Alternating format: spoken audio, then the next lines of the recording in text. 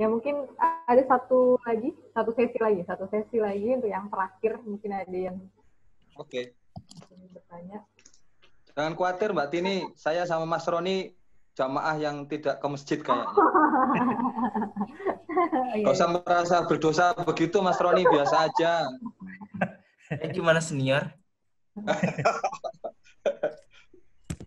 Ya, kami persilahkan untuk peserta yang ingin bertanya.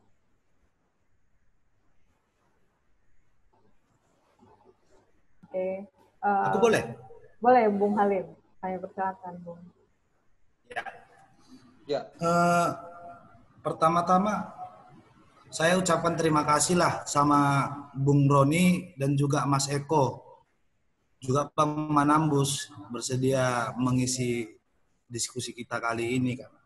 Jadi sebenarnya dari semua pembicaraan tadi cukup jelas bahwa rancangan Undang-Undang Omnibus Law Cipta Kerja ini adalah sesuatu yang harus ditolak, kan begitu. Bahkan para pemateri ini sudah mengangkat level pemahaman kita bahwa RUU Omnibus Law Cipta Kerja ini tidak hanya berbicara tentang pro dan kontra investasi, tapi bagaimana lebih jauh menyangkut tentang cita-cita nasional, bagaimana mensejahterakan rakyat Indonesia secara keseluruhan. Artinya memang di konteks itu, saya sebenarnya sudah sangat jelas dan terang dalam memandang RUU ini. Nah, jadi seperti ini dia, teman-teman. Saya ingin bertanya, sebenarnya kan penting bahwa mempelajari bahwa yang disebutkan Mas Eko tadi di materinya itu bahwa untuk mengembalikan gerakan rakyat ini kembali ke kitohnya, kan begitu. Sedangkan memang ada situasi yang sangat dilematis hari ini, bagaimana rejim ini kelihatan tampak sangat humanis, tapi ternyata dia sangat otoritarian. Bahkan di dalam beberapa RUU kontroversial ini, jelas disebutkan bahwa jelas ada kandungan yang menunjukkan bahwa rejim ini juga sangat mengantisipasi bangkitnya gerakan rakyat melalui rancangan undang-undang keamanan dan ketahanan cyber.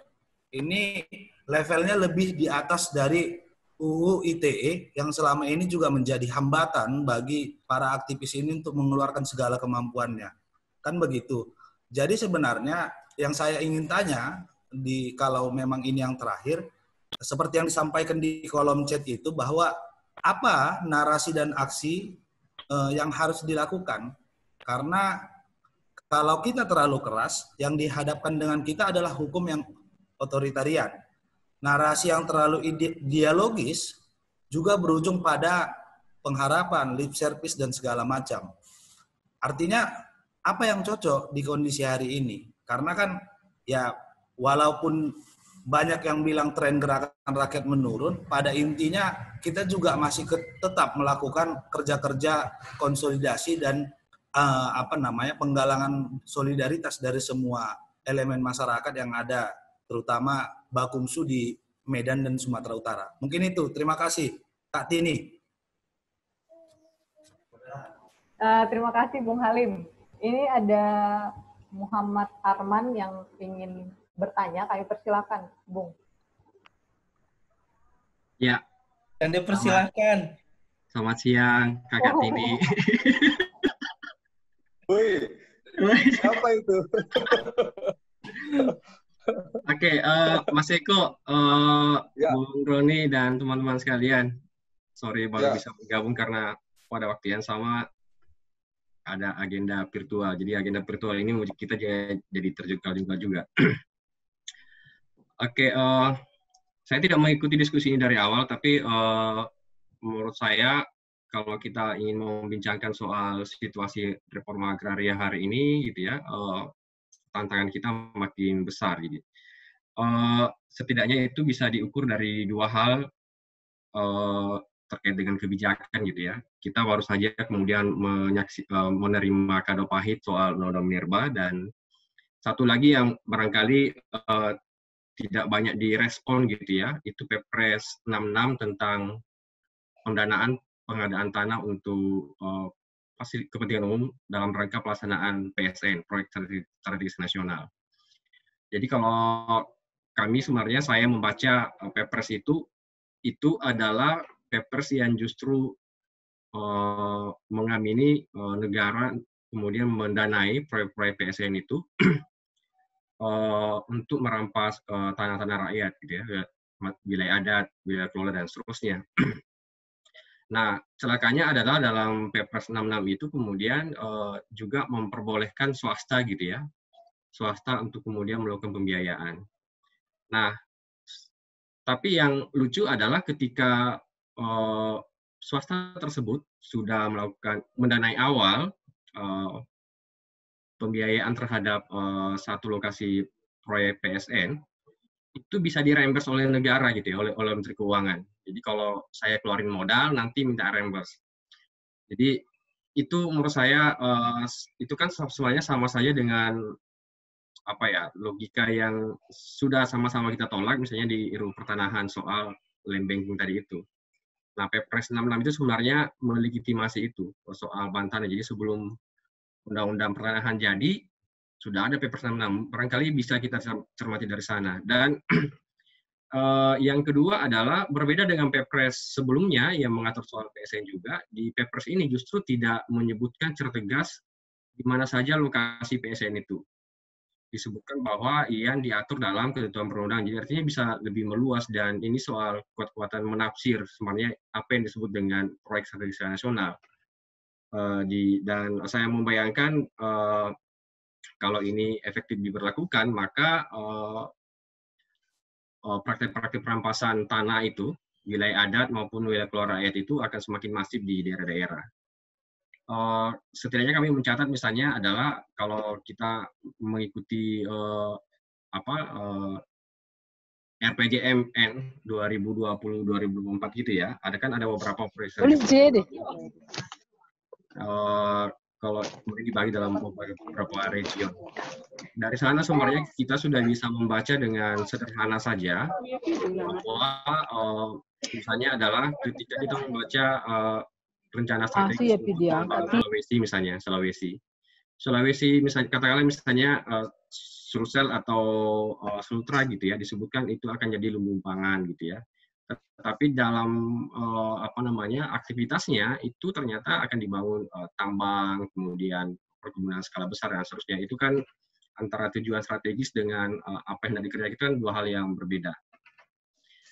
Nah, penting juga barangkali kita mencatat bahwa ternyata dalam praktek berhukum kita itu kan undang-undang yang lebih teknis itu, peraturan yang lebih teknis itu justru jauh lebih ampuh gitu ya, dilaksanakan oleh aparat pemerintah dibandingkan undang-undang dan konstitusi gitu ya. Jadi memang terjadi satu saya menyebutnya itu tidak berkesesuaian, bahkan mungkin hyper realitas gitu ya. Jadi undang-undang itu dibuat sedemikian rupa gitu ya, seolah-olah kalau kita baca di pembukaan awalnya itu akan bagus, tapi begitu masuk di pasal-pasal itu kita akan menemukan ada begitu banyak hal yang menurut saya bersoal.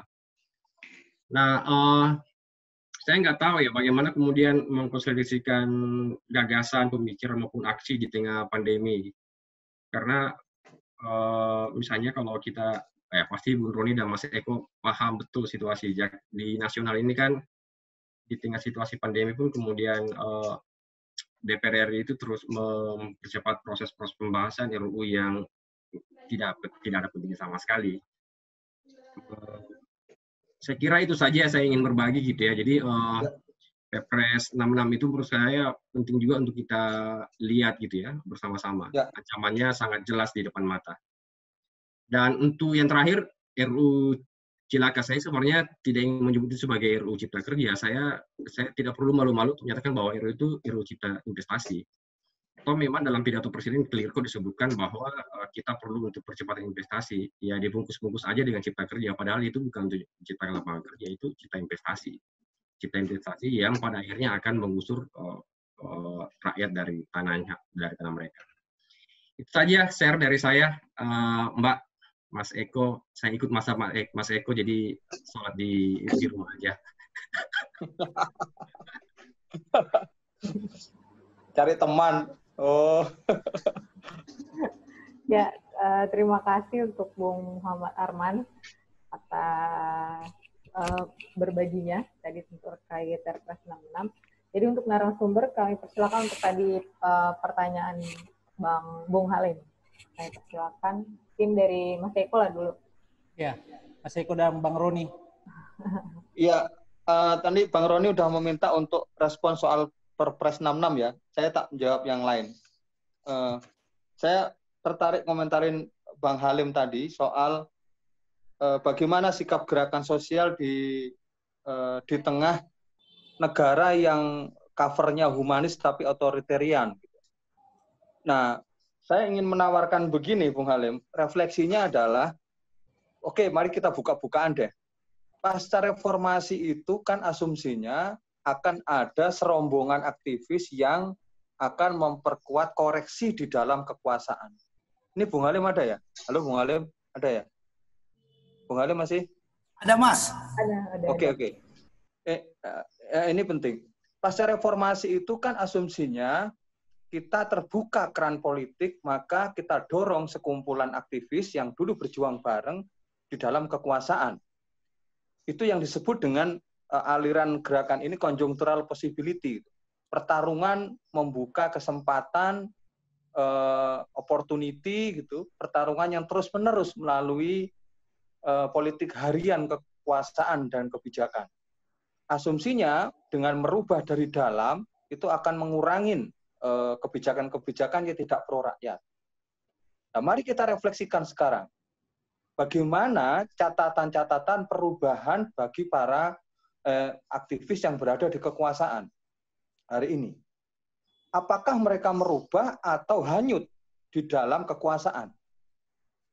Bagi saya, kita harus berani mengatakan itu gagal. Kalau enggak, kita mesti berharap gitu. Saya khawatir, tadi nada-nadanya Bung Halim itu masih ada nada yang berharap agar kita bisa merubah dari dalam. Sehingga, oke, kita moderat lah. Saya ingin memutus, kita harus berani mengatakan itu gagal. Kenapa kok gagal? Ada sih analisis yang lebih moderat, Bung Roni, ada teman-teman dosen di sini, Bang Manambus, ada yang bilang, Bung Halim, bahwa ya minimal kebijakan kita ini sekarang ada isu-isu yang lebih populis gitu, populis kerakyatan. Masuklah RA di dalam kebijakan. Sudah lama kita kemarau panjang RA nggak di kebijakan, sekarang masuk. Oke, saya appreciate soal itu. Tetapi praktiknya adalah, kalau dulu saya masih levelnya itu, Bang Halim, dulu levelnya itu menganggapnya itu sebagai memoderasi gerakan. Jadi membuat gerakan menjadi moderat. Tapi belakangan levelnya itu naik, Mas Halim, Bang Halim. Naik itu pada soal melakukan sofistifikasi gerakan. Apa itu sofistifikasi gerakan? Membuat soft, membuat lentur gerakan-gerakan sosial. Misalnya gini, Bung Halim, sama mau nuntut apa kekuasaan? Mau apa Bang Roni, Bang Manambus? RA, KPA ini kok masih rewel sih? RA kan udah ada. Bakumsin kok rewel sih, masyarakat adat kan sudah ada agenda masyarakat adat, kan ada di Nawacita. Mas Eko ini kok rewel sih, ada, kan sudah ada itu soal apa pembangunan berkelanjutan, semuanya ada sekarang ini. Dan setelah itu kita tanya, kenapa sih masih kritis? Kan aku kawanmu, kita kan sama-sama berjuang soal agraria kan, kita sudah ngomong soal masalah lingkungan kan. Nah itu yang dimaksud sofistifikasi. Jadi membuat soft itu, membuat sesuatu yang harusnya keras itu jadi soft. Nah, makanya langkah awal Bung Halim harus kita katakan, berani mengatakan, salah satunya tadi saya sampaikan, RA sekarang itu yang diagendakan oleh Jokowi itu bukan RA. Dan kita harus punya basic argumennya. Maka apa yang harus dilakukan oleh gerakan, sekarang ini harus berani melakukan kontra argumen. Yang disebut dengan melakukan argumen tanding atau narasi tanding tadi. Bung Halim benar tadi melakukan narasi tanding, tapi narasi tanding yang kritis gitu. Yang kritis yang bagaimana? Ya, yang berpihak ke rakyat, maka elaborasinya harus lebih canggih. Karena yang kita lawan itu nasihatnya para area, Boston Consultant, McKinsey tadi, yang semuanya saintifik. Dan kita nggak bisa lagi pokoknya gitu. Pokoknya rakyat lah kita bela. Loh, mereka saintifik. Kurang apa sih Bung Halim ini? Kita ngomong berkelanjutan sudah. Nanti katanya suruh pro lingkungan. Nah, kita ini sawit yang berkelanjutan dan ramah lingkungan. Green palm oil, green sustainability palm oil, dan green palm oil. Kurang apa lagi Bang Halim ini? Masih kritik aja, katanya suruh ekologis. Sudah saya ekologis. Nah, tadi saya singgung itu Bang, tafsirnya dulu, tafsir siapa, madhab pengetahuannya dulu, madhab pengetahuan siapa gitu. Itu madhab pengetahuannya, madhab pengetahuan positivistik, developmentalistik, yang nggak akan nyambung dengan masa rakyat gitu. Atau yang dikritik oleh Wetham tadi yang saya kutip, political of ignorance itu, politik pengabaian gitu. Nah, harus berani begitu sekarang, Bang Halim. Yang pertama adalah kalangan aktivis itu harus berani mereposisi atau melakukan positioning madhab pengetahuannya. Itu usul saya. Dan mengatakan tadi, enggak, yang dilakukan pemerintah itu bukan tafsir kerakyatan, itu tidak untuk rakyat, itu untuk korporasi. Itu penting, karena nanti kalau enggak, kenapa ini penting Bung Halim? Ini kalau nasihatnya Pak Wiradi ya, kenapa perubahan mendasar, sebutlah itu revolusi enggak terjadi, karena makin hari makin tebal yang disebut dengan gray area, ruang abu-abu. Apa itu ruang abu-abu? Enggak jelas siapa kawan, siapa lawan gitu. Kalau mau perubahan yang mendasar itu harus jelas siapa kawannya, siapa lawannya gitu. Nah, hari-hari ini kita diciptakan gray area itu. Kekuasaan itu teman kita kok. Kenapa? Ada teman kita di sana. Kekuasaan sekarang ini teman kita juga. Kenapa? Karena isunya sama dengan kita. Sama-sama ngomong agraria. Sama ngomong tentang kesejahteraan. Nah, itu yang kenapa saya nganggap ini penting. Karena kita harus menunjukkan gray area itu harus kita pertipis. Jangan dibuat tambah tebal. Dengan cara apa? Positioning argumentasi dan keilmuan kita harus jelas. Makanya harus belajar banyak bareng-bareng kita. Diskusi, teori, konsep, kalau kita kembangkan lagi itu untuk menandingin argumen mereka canggih-canggih, Bung. Ini saya tambahkan satu aja, Bung Halim. Nanti belakangan ini akan sibuk lagi kita, ada proyek besar kelas global, yang itu penasehatnya namanya Green Economic Institute, diciptakan pasca pertemuan perubahan iklim di Prancis, itu ada Green Economic Institute, nanti klik aja, GEI, Green Economic Institute. Konon di situ semua pakar lingkungan ada, dari Harvard, Cambridge, macam-macam dari Amerika, Eropa. Konon Obama juga menjadi penasehat di sana. Mereka akan menjadi konsultan dunia yang membantu negara-negara berkembang jika ingin merubah kebijakannya menjadi lebih green. Nah, di Indonesia sudah masuk gelombang ini, mungkin Bung Roni sudah dengar juga, mungkin Mas Arman jadi sudah dengar tentang green development.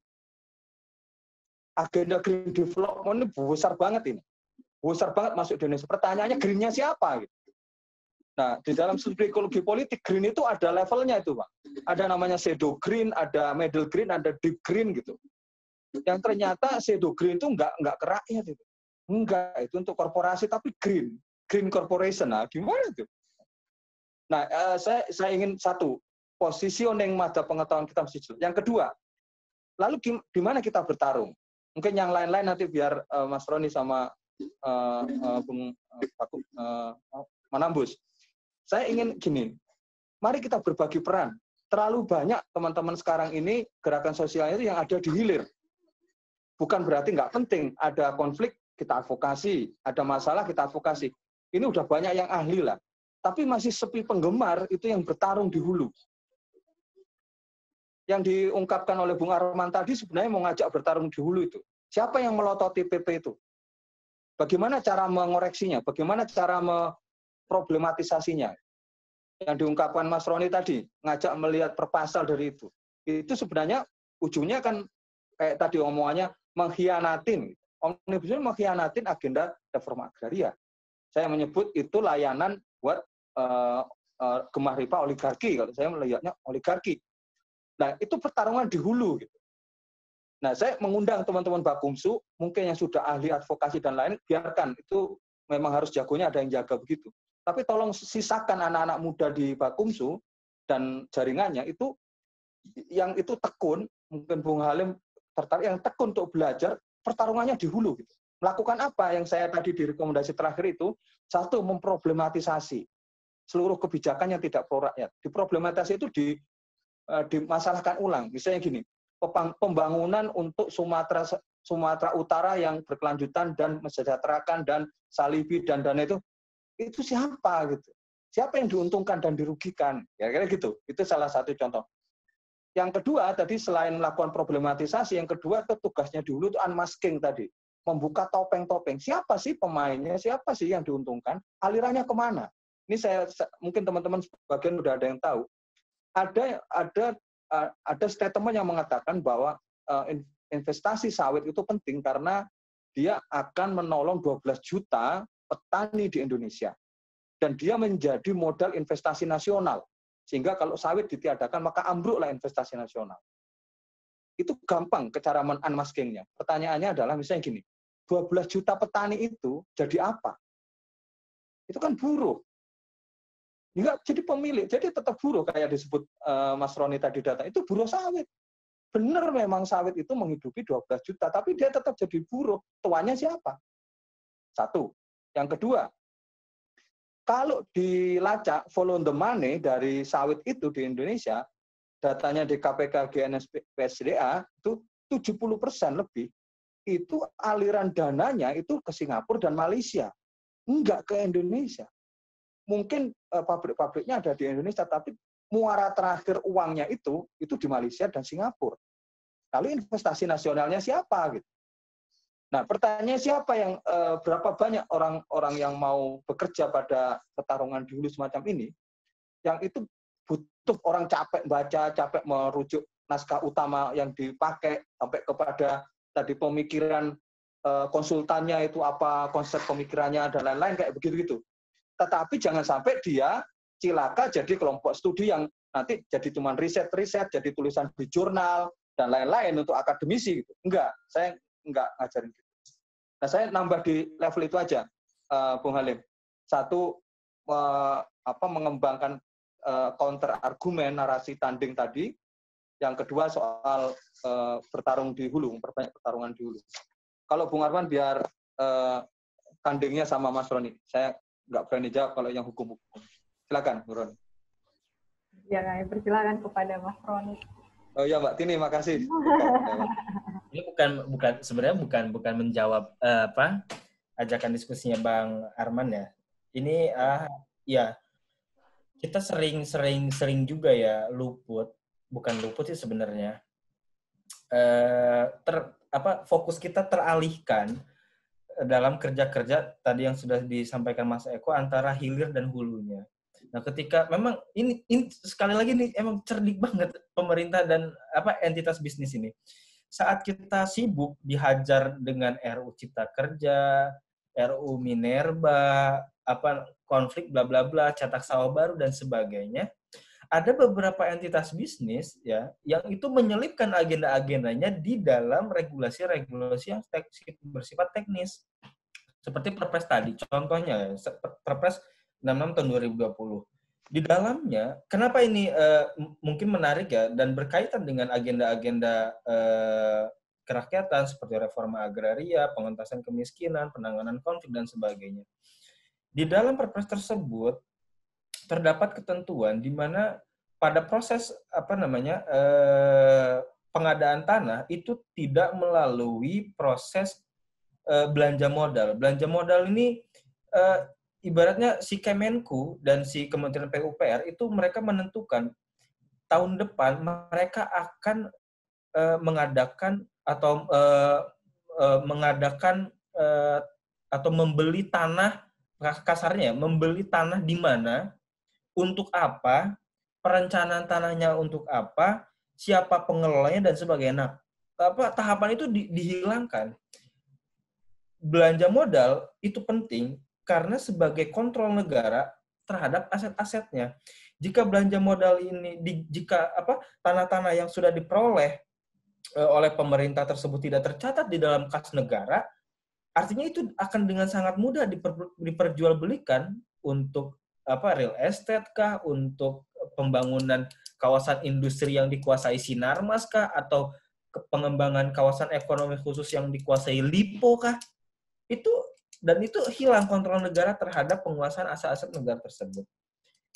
Itu salah satunya. Kemudian juga seperti yang disampaikan oleh Bung Arman, ada juga ketentuan mengenai pemerintah itu boleh ngutang. Boleh ngutang ke satu entitas pembiayaan. Itu ngeri sekali, sumpah. Bagaimana ceritanya? Suatu proyek, ya misalkan taruhlah proyek pembangunan rumah sakit untuk masyarakat, bla bla bla dan sebagainya, atau irigasi dan sebagainya. Tapi sumber dananya itu dari bank misalkan, dari pihak ketiga, dan itu pembayarannya itu selain dibebankan kepada APBN, skemanya juga mengikuti skema pasar, mengikuti BI rate-nya itu mengacu kepada bunga BI. Gimana coba? Pemerintah belum bisa melunasi pokok hutangnya, sudah lagi harus membayar bunganya. Siapa lagi yang menjerit? Ya masyarakat itu sendiri juga. Nah, itu saya tadi sudah bagikan analisis singkatnya ya mengenai mengapa perpres tersebut juga perlu menjadi diskursus di kalangan mahasiswa, gerakan sosial, gerakan RA, masyarakat adat, tani, di akademisi dan sebagainya. Karena itu akan juga berdampak pada eskalasi konflik agraria di kemudian hari. Mungkin sedikit aja menanggapi apa yang disampaikan oleh Bung Halim ya. Ya, KPA sangat sadar bahwa perubahan situasi sosial, situasi agraria itu kita nggak mungkin mengandalkan perubahan dari orang-orang yang kita anggap teman di dalam kekuasaan. Seperti yang tadi disampaikan oleh Mas Eko di awal. Ya, karena di dalam semua teori gerakan sosial yang saya ketahui sangat sulit mewujudkan suatu keadaan sosial by grace atau dari kedermaan si pemerintah itu sangat sulit. Harus ada tuntutan, harus ada gerakan penekanan, harus ada konsolidasi massa yang memang kritis, yang sadar, yang itu memang dibangun oleh gerakan sosial itu sendiri. Itulah mengapa KPA bersama anggota-anggotanya mulai ke arah sana, membangun konsolidasi aliansi strategis dengan kawan-kawan buruh, dengan kawan-kawan masyarakat adat, dengan kawan-kawan akademisi, dengan kawan-kawan nelayan. Rutenya kita sudah punya juga. Kalau misalkan pemerintah nggak mau melaksanakan RA, ya terserah. Dan pelaksanaan RA sekarang pun itu bukan RA. Ya itu sama-sama juga. Kita sebut itu kebijakan agraria aja udah. Pemerintah nggak usah klaim-klaim itu RA, karena memang itu bukan RA gitu kan. Nah, bagaimana gerakan sosial menuju transformasi sosial yang situasi saat ini kita sama-sama menghadapi tantangan RUU Cipta Kerja dan sebagainya. Saya pikir di Aman pun sudah memulai konsolidasinya. Di KPA pun ada, di KPA dan anggotanya ada kita gerakan solidaritas agraria atau GESLA. Itu kita sudah mulai ya memutus rantai ekonomi dari petani ke konsumen yang sebelumnya pakai tengkulak, pihak ketiga, broker, dan sebagainya, itu semua biaya ekonominya kita putus. Bagaimana korelasi ekonomi, implikasinya dari petani langsung ke buruh perkotaan yang itu mengalami PHK, yang belum mengalami PHK, dan sebagainya. Nah, itu semua perlu konsolidasi gerakan sosial. Nah, kalau misalkan nggak ada yang kalau misalkan hanya KPA, hanya Aman, hanya SPP, hanya sains, hanya misalkan di kawan-kawan Sumut ada KSPPM, ada rakyat menunggu, ya itu semua nggak cukup. Harus ada juga kawan-kawan di organisasi-organisasi lain yang memang membangun rute menuju transformasi sosial ke depan itu seperti apa, langkah konkretnya itu seperti apa. berbagi perannya bagaimana, siapa yang menghajar kebijakan, siapa yang mengorganisasi rakyat, siapa yang menciptakan ekonomi kerakyatan, siapa yang mengantisipasi tekanan modal dari internasional, siapa yang harus membangun media-media pendidikan kritis masyarakat. Nah, itu semua harus dibagikan. Semua itu nggak akan bisa tercapai kalau memang nggak ada konsolidasi dari gerakan sosial itu sendiri, apalagi mengandalkan perubahan dari internum kekuasaan. Oh, itu jauh sekali. Itu nggak ada di agenda KPI, itu nggak ada. Mungkin itu tambahannya. Terima kasih. Ya, makasih untuk Mas Roni. Ya, berhubung juga waktu kita sudah terlalu lama, ya. Jadi mungkin gini, sebelum kita akhiri, kita minta closing statement lah dari tiap narasumber, closing statement-nya. Jadi kami persilakan untuk Bang Manambus untuk closing statement pertama, Bang. Ya, oke, terima kasih. Mungkin dari saya begini, bahwa kita harus merefleksikan ulang bahwa sebagaimana tujuan negara ini dibentuk, lalu bagaimana konstitusi kita disebutkan bahwa sebetulnya yang mau dihadirkan di negara ini dengan terbentuknya negara ini adalah menghadirkan kesejahteraan bagi banyak orang. Kesejahteraan yang tentu dilandasi atas keadilan, ya. Dan kalau kita lihat misalnya terkait politik agraria itu semua dituangkan dalam Undang-Undang Pokok Agraria. Harus kita refleksikan ulang dan memang ulang, karena sebelum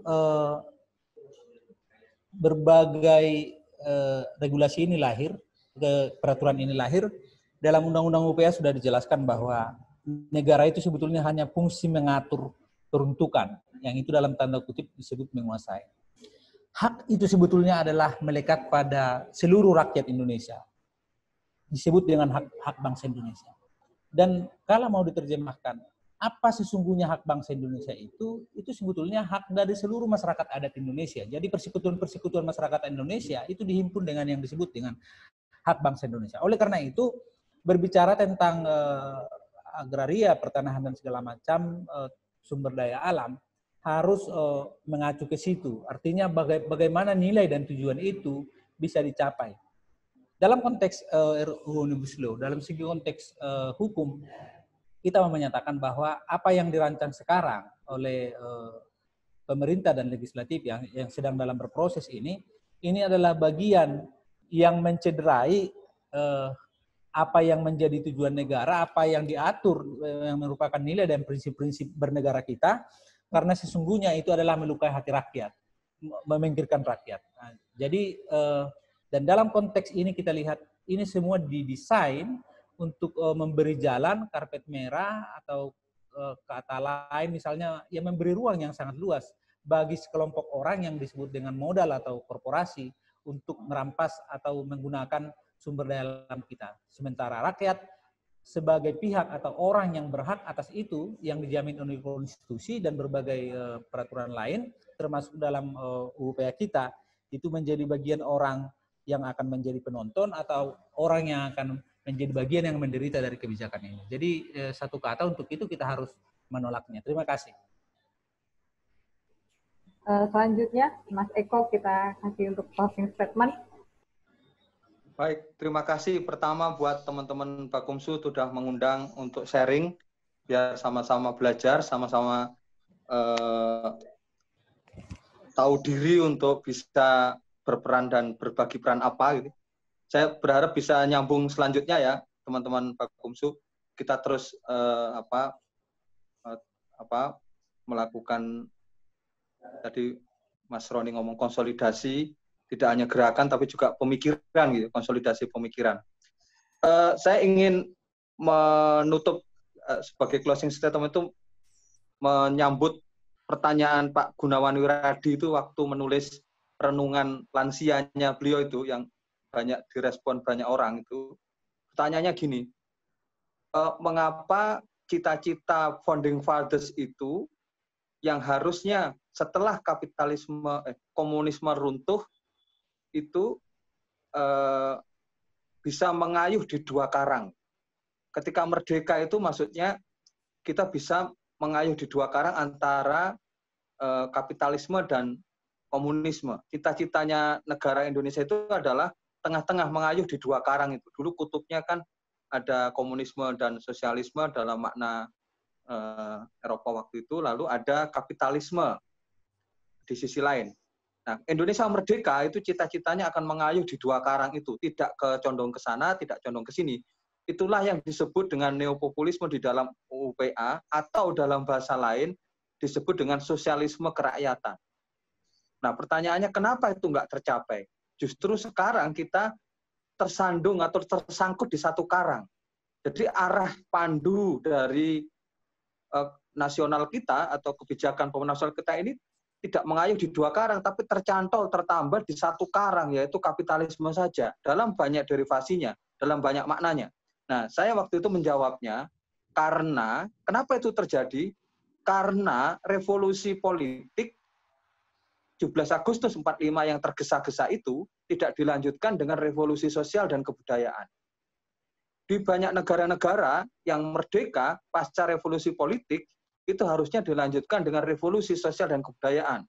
Cina, kemudian Jerman, Rusia, dan lain-lain itu ada revolusi kebudayaan dan revolusi sosial.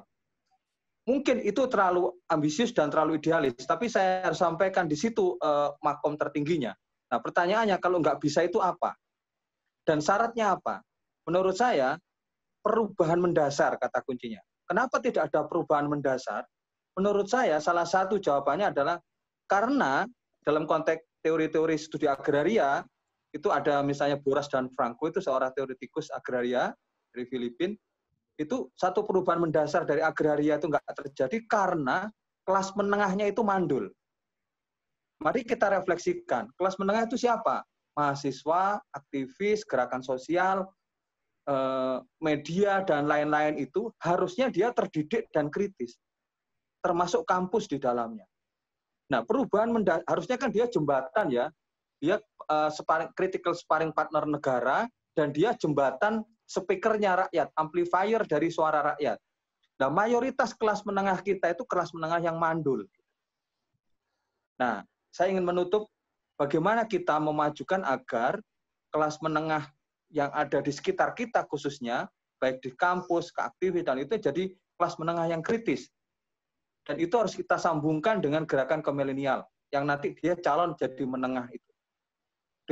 Dengan cara apa? Mari kita rumuskan bareng-bareng. Tapi intinya, perlu perubahan mendasar dan syaratnya adalah ketika ada iklim intelektual kritis di kalangan kelompok menengah kritis itu. Terima kasih. Terima kasih untuk Mas Eko, dan closing statement selanjutnya dari Mas Roni, kami persilakan. Oke. Untuk closing statement mungkin berdasarkan hasil refleksi KPA juga, kita di dalam gerakan sosial juga pandai-pandai bahasanya ya, bukan menari juga, pandai bertarung dengan pemerintah dan entitas bisnis ini.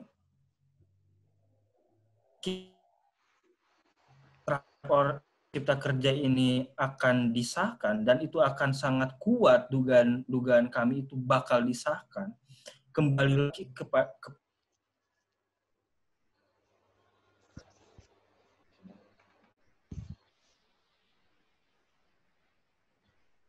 jadi tanah-tanah pertanian, di hutan-hutan, di pantai, di wilayah-wilayah miskin kota. Bagaimana? Kembali, reorganisasi rakyat yang kritis itu menjadi sangat penting ketika kita menghadapi ancaman sebesar RUU Cipta Kerja. Karena tanpa perlawanan masyarakat yang solid,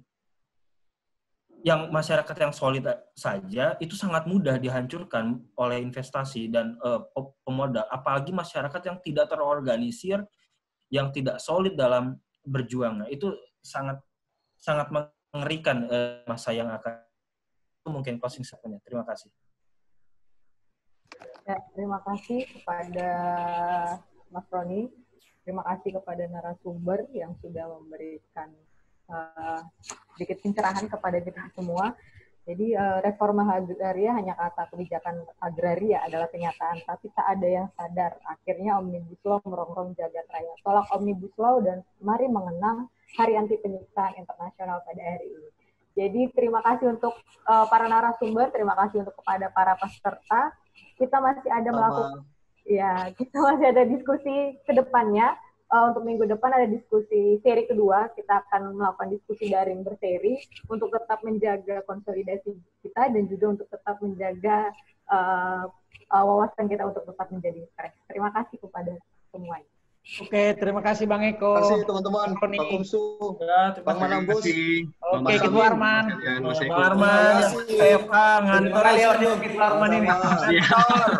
Roni, sip.